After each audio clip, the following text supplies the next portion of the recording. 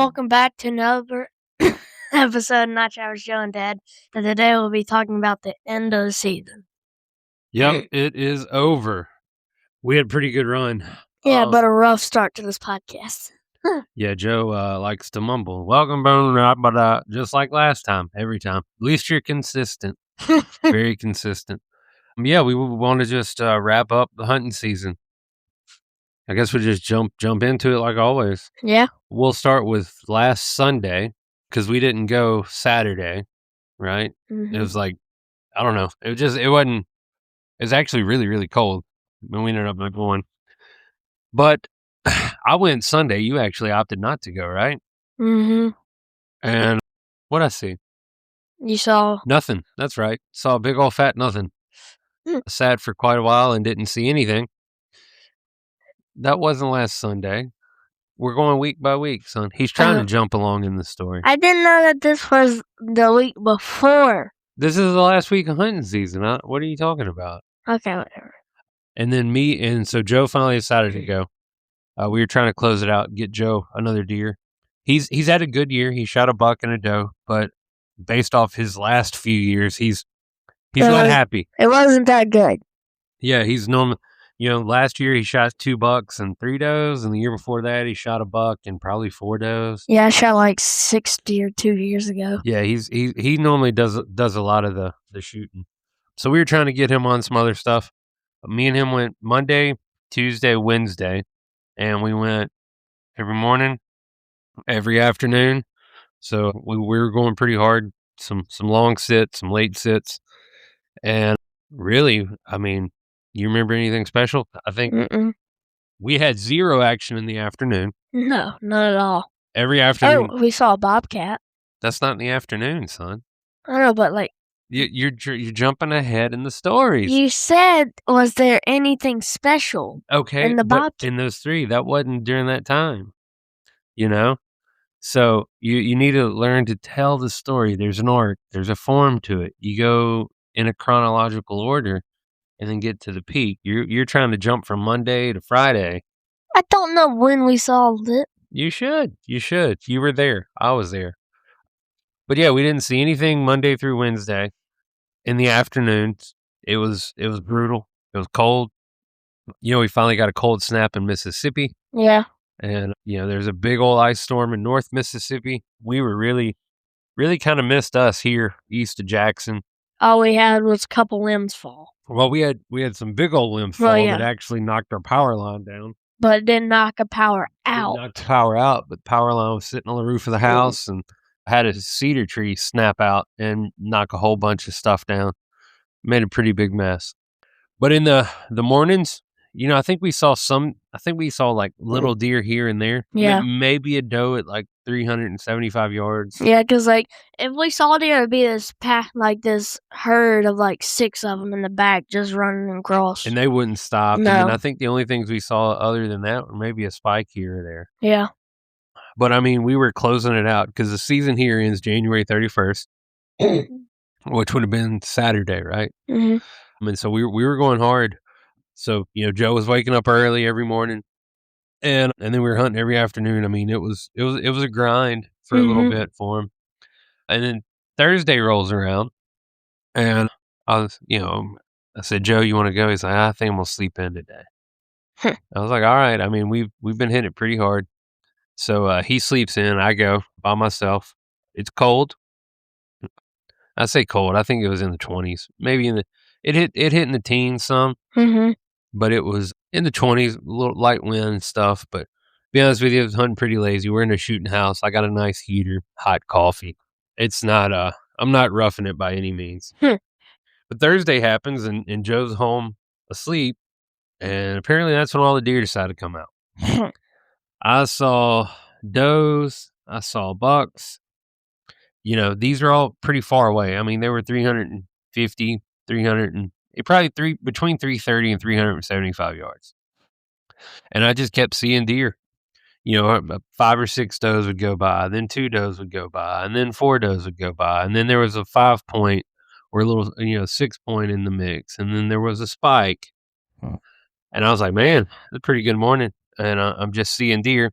And I don't remember the time. It may have been 8:15, 8:00. It was little bucks, nothing I wanted to shoot. And, I'm trying to think. I think I was up to, like, maybe 10 deer, maybe 12 deer, Hmm. and, I'm sitting there, and, I look up, I'm like, "Oh, there's a deer," and this thing was 85 yards away, and I jump in the scope. I'm like, "Oh, man, that's a buck," and I see his G2, and I'm like, "That's a buck I'm gonna shoot." It happened so fast, I really didn't know what I didn't know what the deer was, but you can always tell, and when I'm looking at a deer from the side, for the most part, where we're hunting, if that G2 is nice and tall and has mass on it, I'm like, that's a deer." And I didn't have time to get the camera or the phone, the phone and the scope on him. Honestly, I didn't even really try or think about it. I had to dial the gun down because I had it dialed up for, Hmm. for the long shot. Because honestly, that's Yeah. where I'd seen all the deer. And so I just by feel, I dial the gun down, and actually I was a quarter of an MOA over my zero, so Hmm. I almost got it perfect, and I line it up and pull the shot off, and I see the deer jump, and I watch him actually run away, and he's hopping through the woods, and I was trying to see if he would fall or whatnot, and I felt pretty good about the shot, but so at this point I had shot a buck. I knew he had a nice G2, but I had no idea what I shot. Hmm. And then a few minutes after that, that 5 point or 6 point actually steps out right behind him or where he was. It probably wasn't 5 minutes. It was probably more like 2 to 3 minutes. Hmm. And that deer steps out and walks the same direction that the other deer ran. And then right after him, a spike walks out. And these deer are about 85 yards. And I'm like, man, And you even said that we could have doubled if I came. yeah, I would have let you shot that 6 point. Of course, and to be honest with you, you know, I was happy I shot a buck, but at the same time, I was like, "Yep, Joe could have shot that deer too. It was 85 yards. He could have Hmm. easily done that, or better yet, we could have doubled." So it's two smaller deer were right behind this deer, and then a few minutes later, they come walking out. Well, they crossed in front of me and followed the same path the other deer went when I shot him. And then a few minutes later, they come back in front of me and then walk away from me. They walk all the way to 375 yards Hmm. right down the road. And then I really get in my head. I'm like, I know what I saw, but I'm like, these are two little deer. Why would a decent deer be with the little deer this late in the season? It was kind of messing with my head. I was like, maybe I didn't shoot a good deer. Maybe I shot a little 7 point, or maybe I shot a deer I'd never seen, or I don't know. I just really kind of got in my head. Maybe I didn't shoot a decent deer. And those deer, I watched them. They walked all over the place. You could have shot that little 6 point 10 times Hmm. more. But I text, Joe's mom. I was like, "Hey, shot a buck. See if Joe wants to come help me." And I stayed in the stand and waited on you. So she was like, "We're on the way," and she dropped Joe off at the gate, and he walked to me. Mm-hmm. And Which I have done without spooking a deer before. yes, that was probably 2 years ago, 3 years ago. When we had even more of a ice because everything was frozen, like everything. He did. There was a deer at 150 yards, and he walked all the way to the stand I was in and got in, and the deer never spooked away. Fortunately, it was a spike. Yep. So I wait on Joe, and I guess we should preface this. A couple of days beforehand, we had a decent 10 point pop up on camera, Oh yeah. and we had a decent 8 point pop up on camera, but it was Yeah. 2 pictures of each. Yeah, that 8 point. It was a nice 8 point. It was pretty wide. And they were both at nighttime. So it wasn't like we had a lot of pictures of these deer, just two. And so I'll wait for Joe to get there. Once I see him, I get out of the stand and I'm like, "Hey, let's go look." And so we walked down where I shot it, and before we even got on the road, we picked up blood. Mm-hmm. So I knew it was a good hit. Like I've talked about on here, I actually switched bullets in my 300 Win Mag. I actually had my whole 300 Win Mag with me that day. And Thumper. Thumper, yep. That's what we call him. And I went to 175 Federal Terminal Ascent. Same as the 6.5 PRC. Yep, and using those on both. We didn't even make it to where I shot him, and we found blood. I was like, well, let's go look at, where we shot him just to be safe. and there's, blood, and Joe started following the blood trail for me. Yeah, no, it's been a while since I've seen lung blood. That stuff is light. Yeah, and It's almost pink. well, it's been a while since you've seen so much. Yeah. This bullet performed extremely well. Mhm. I shot this deer 2 ribs back from the shoulders, and, I mean, the woods were painted. I couldn't have asked for anything more. And so Joe was on the blood trail, and we're walking, and the deer went further than I thought he would have. Yes. But it was still probably 100 yards as the crow flies. And we saw one tree with blood on it. There's a lot of trees with blood. I mean, Well, yeah, but one with like a smear of it. it was a blood trail that you definitely want. It was Yeah, it's one of those where you can walk and you can still track it instead of having to like, there's blood, where's more blood? Yeah, there's yeah. Yeah, it was nice. And so we're walking, and then, Joe's like, "Well, there he is." And I'm like, "Oh, thank goodness." And he's like, "That's a good deer." And I look, and I'm like, "Oh man, that's the 10 point." So he's like, "Really?" I'm like, "Yeah." And we pull it up, and it was a 10 point. It was not a wide 10 point. 12 inches. Yeah, 12 or 13, but it had, I mean, great G2s, had a lot of mass, especially for where we're at. I mean, I measured the bases, and they were over 5-inch bases. Wow. He just wasn't wide. He was tall. I mean, and his right side had more mass than his left side. So the side that I saw when he walked out was the heavier side. I mean, his G2s are on his right side are disproportionately large compared to the other ones. But it was a great deer. I mean, we don't really get. I can count to you on probably both hands, how many 10 points I've seen since we've been at this camp. Period. And I was pretty excited. Joe was pretty excited. Just pretty deer, and especially late season. I normally don't have a lot of late season luck. And so, yeah, we found the deer and went and got the 4-wheeler and, marked it on with Onyx. Got the 4-wheeler. I was the navigator. Yeah, Joe was the navigator. Came back, got him loaded up, and it was just, I mean, I was excited. This was January 29th, and the season ended on the 31st, and ended it with for me, I ended it with an incredible deer for where we're at. And still, we don't know if that's the deer that we have on camera. Yeah, I really don't know.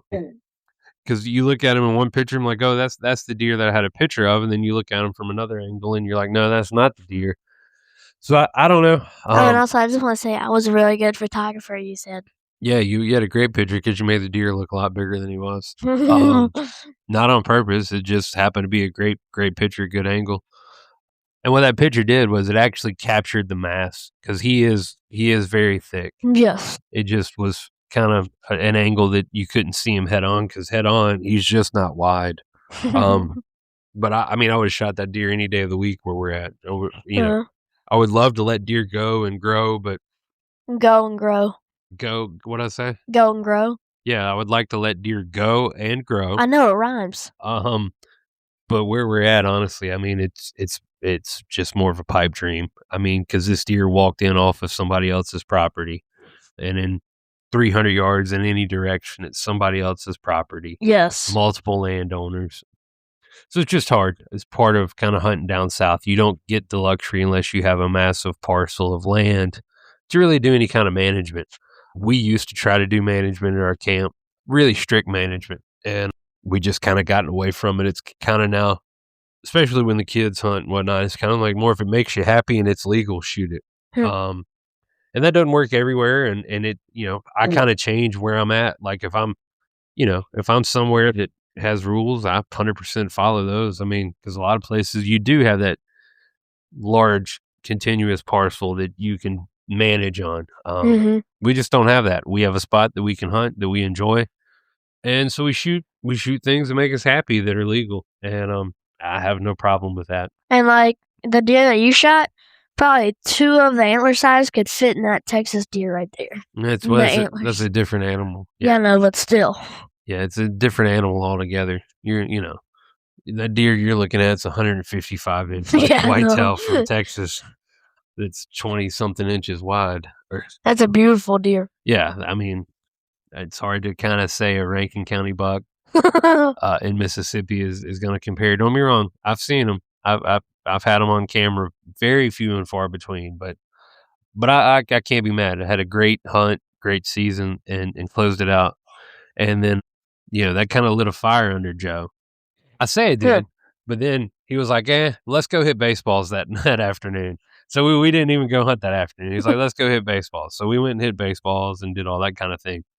But then he was laser focused the next 2 days. This would be the 30th and 31st, which are the last 2 days of the season, and we hunted hard. We hunted all day Friday, which was the 30th. We didn't see a deer. No, I think we might saw a bobcat, that's all. That's right, we did. We saw the bobcat. That was 330 yards. I tried to get on it because I was gonna take a shot, but it was moving. And, it was Before you say anything else, the next day when we come, my target buck is an 8-point because I really wanted that deer. It is wide. yeah, it's a nice 8-point. Very, very solid, good representation of an 8-point. Or the 6-point or the 10-point. Let's be honest. So that was it. We hunted all day Friday. We saw the bobcat. Saturday, end of season, let's say our expectations were Joe wanted another deer and we were going to shoot another deer. Yeah. But the only thing I told Joe was I personally can't shoot spikes. Like it's just, I don't know. It's not my thing. So we were going to let spikes go. Unless it was about 3 darts. Yeah. As the day went on, our expectations got lower. But there's that nice little 6-point that's been hanging around, and I saw him a bunch. I was hoping Joe would get a shot.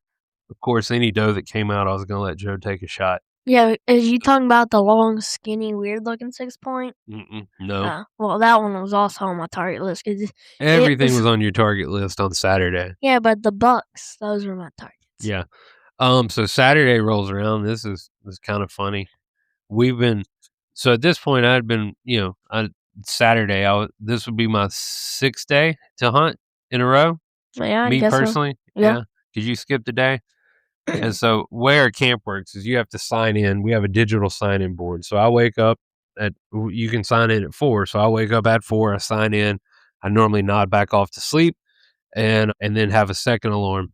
And my eyes open and I see daylight. And I'm like, oh, crap, I overslept on the last day of season. And it wasn't, I overslept, but it wasn't like too terribly bad. You're still fired, though. Yeah, I know. I woke up like 6:15 and we should have been in the stand at 6:15. But we're 5 minutes from camp and we jumped up, got our stuff on. We lost about 45 minutes of first light. And we got in. I think legal shooting light was 6:27, maybe 6:30. And we were set up with the gun ready to roll at like 7:10.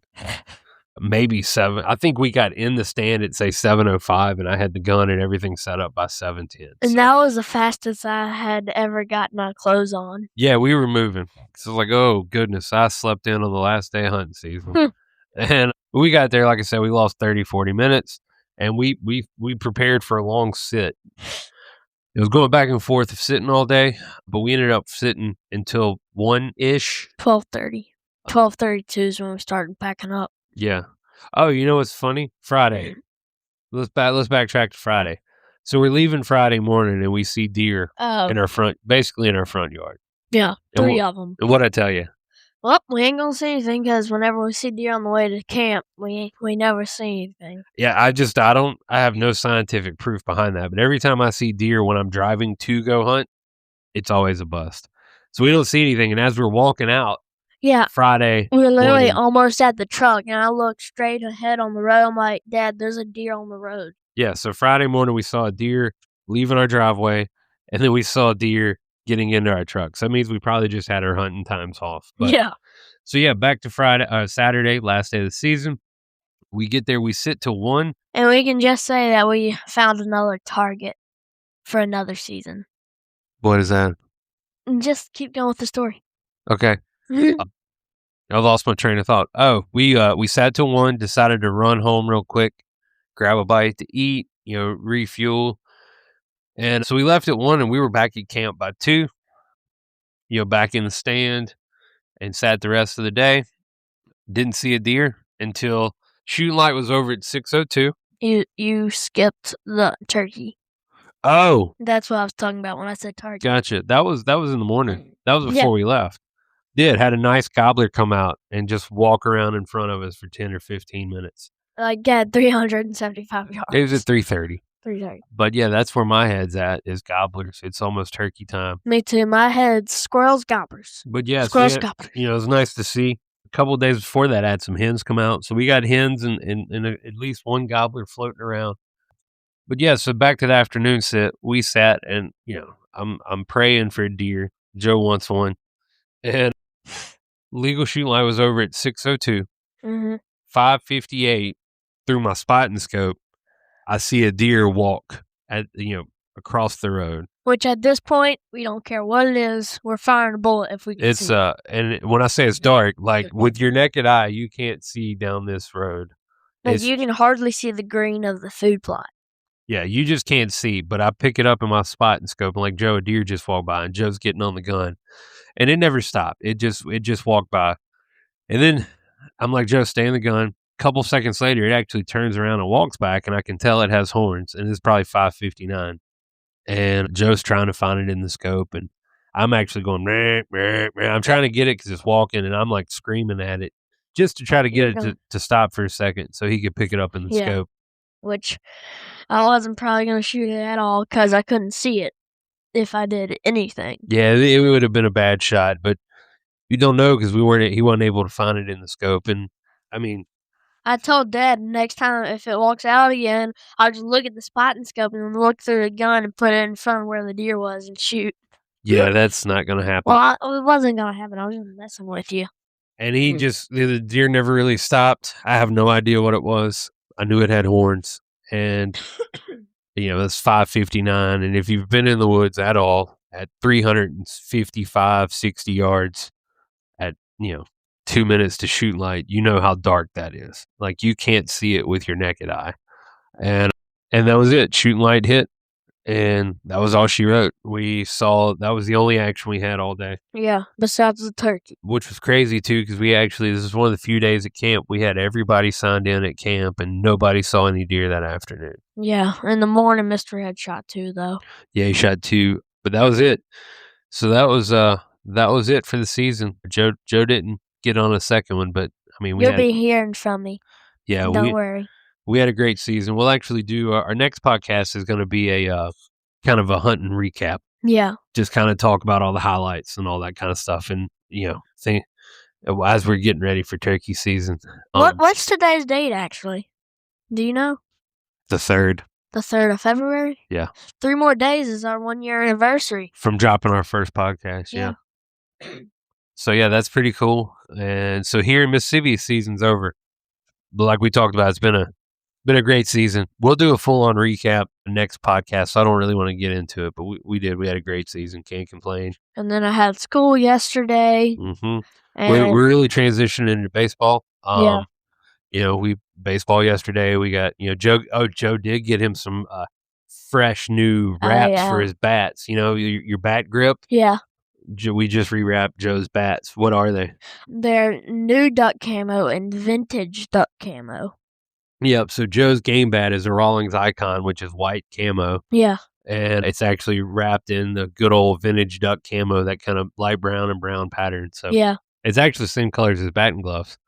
Yeah, which I'm probably not going to wear anymore. No. But yeah, we're full on baseball now.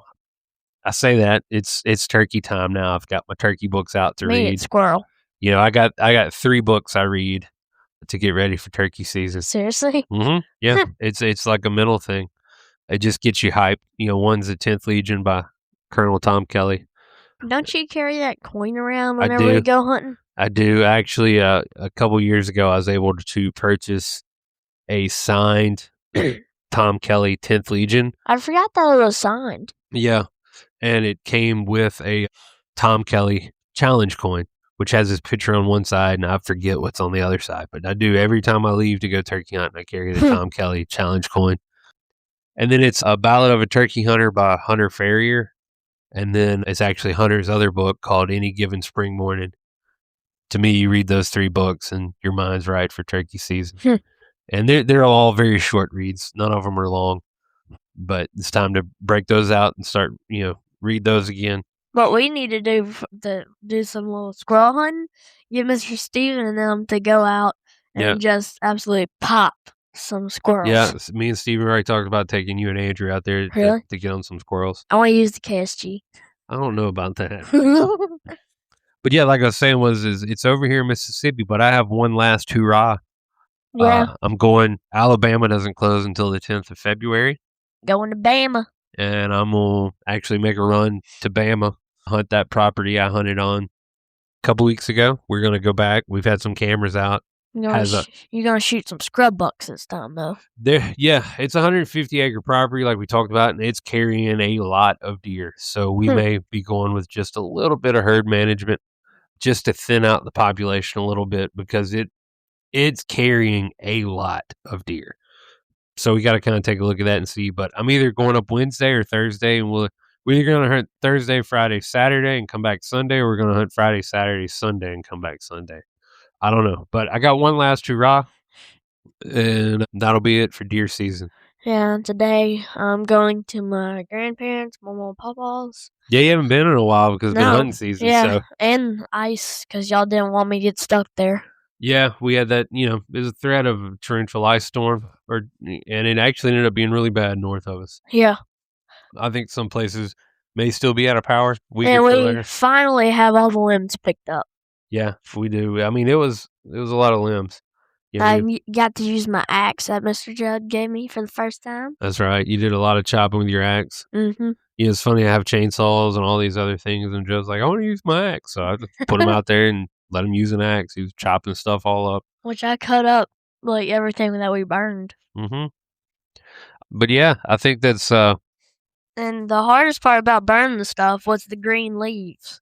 Because we had to burn them because we had nowhere else to put them. So we had to burn them, which they did not burn very well. Well, yes, because they were still... A lot of them, when we were burning the first round, they were still frozen. Yeah, first round, they were still frozen. And so, I kind of jumped the gun and was burning them a little quick.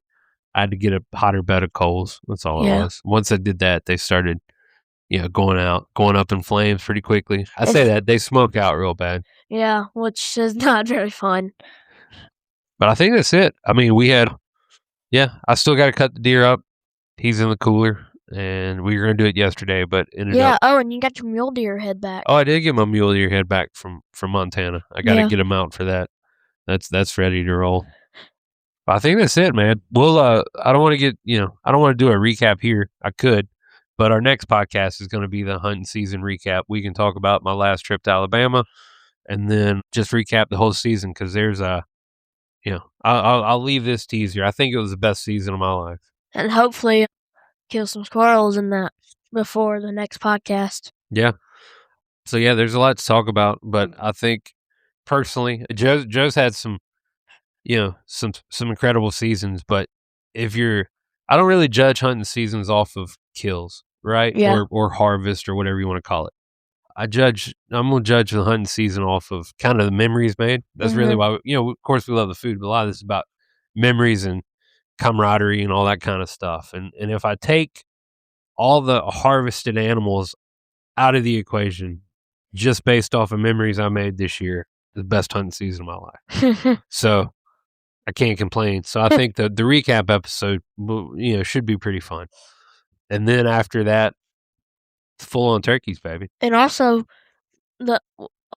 it's weird that we saw a bobcat and no deer, because if you see a bobcat at our deer camp, it's like, oh my gosh, there's a bobcat. Because, like, that's the only bobcat that we've seen in, like, 2 years now. Yeah, and I was actually really wanting to take it because I know. Bobcats are tasty. If you're curious, you can go on our YouTube and or Instagram and watch the last bobcat we killed a couple years ago. It was like a few. No, it was a couple years ago. Maybe a few, 2 or 3. We made bobcat tostadas out of it. Slow cooked, braised. I remember when you shot that one with the crossbow. That was a long time ago. Yeah. You were little. But I think that's it. Do you have anything else? Oh, I got new turf shoes. Yeah, they're not worried about your baseball turf shoes. I know you are. Here, I'm gonna leave this with you, Joe. What?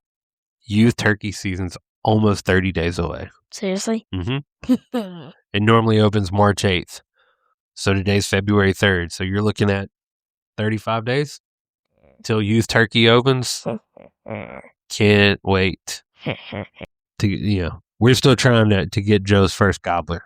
Yeah, and squirrel. I haven't gotten either. I'm not. I'm worried about turkeys. I know, me too. You have any tips or jokes? I totally forgot about this, like I normally do. No. This is where we have odd silence that our editing software cuts out, so you won't hear any of the silence before any of this. If you don't have any, that's fine. Yeah, no, I don't think I have anything. Here, I'll give you a joke. What do you call a cow with no legs? Ground beef. There you go. That's classic. That's a classic one. How do you stop a bull from charging? How? Take away its credit card. There you go. What do you call a cow with 3 legs? What? Lean beef. See? Sometimes you got to pull out the old classics. You don't have a tip? What did the toilet say on the toilet? This isn't going to be good. You look flushed. Okay. That's. I mean, you've had worse. You've had worse. You don't have any tips? I mean, and this is 101 of turkey hunting. Make sure that you have good cover because turkeys have really good eyesight. That's true. Here, I'll give you my tip for the late season hunting. If you wake up one morning and you're tired and you don't want to go hunting. Just go hunting. Get up and go anyway because in a few days you're going to want to go hunting and you can't. So I think that's all I got. We've been on for a little over 30 minutes. Yeah. I think that wraps it up. You got anything else you want to say? No. No, tell them what they need to do. Like, subscribe, and hit that notification bell. We're almost at 500 subscribers still. Yep. All right. Catch you next time.